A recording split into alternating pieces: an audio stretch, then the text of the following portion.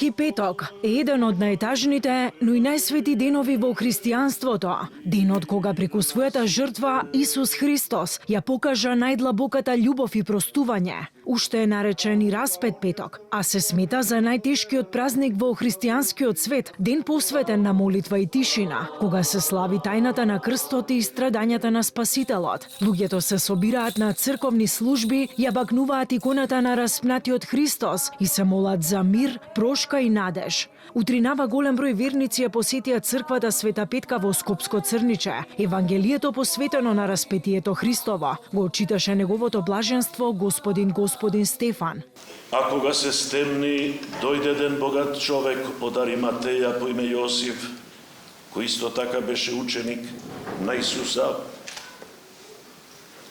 Тој отиде при Пилата и го побара телото Исусово.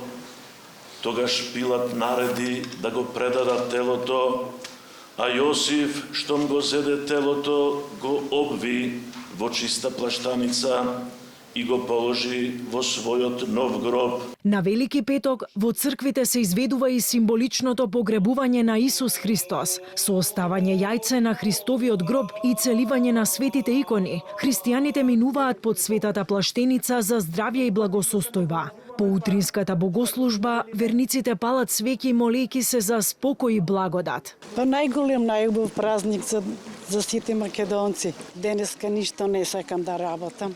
Бевме на литургија, се протнавме, си запаливме свеќи за здравие за сите.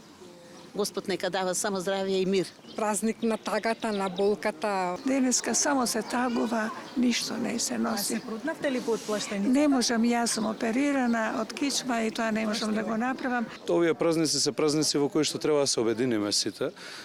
Многу мир, слога и љубов да им посакам во нивните семејства. Денеска сите сме повикани да земеме учество во страдањата Христови, вели отец Владимир. Христос на крстот со своите раширени раце ни покажува дека е љубов и себе дарување. Раширените раце имаат значење на отвореност и прегратка, како што пастирот ги шири рацете кога го собира стадото, вели тој. Ние сме повикани да земеме учество токму во таа љубов, на таа прегратка да одговориме со прегратка, на собирањето да одговориме со собирање, на се прифаќањето да одговориме со се прифаќање и на себе дарувањето да одговориме со себе дарување. Камбаните во храмовите не се огласуваат се до недела, кога за прв пат ќе удри звоното за радоста на Христовото воскреснување. Православниот канон за Велики петок предвидува строг пост на вода, а многу верници на тој ден не пијат ниту јадат до зајдисонце.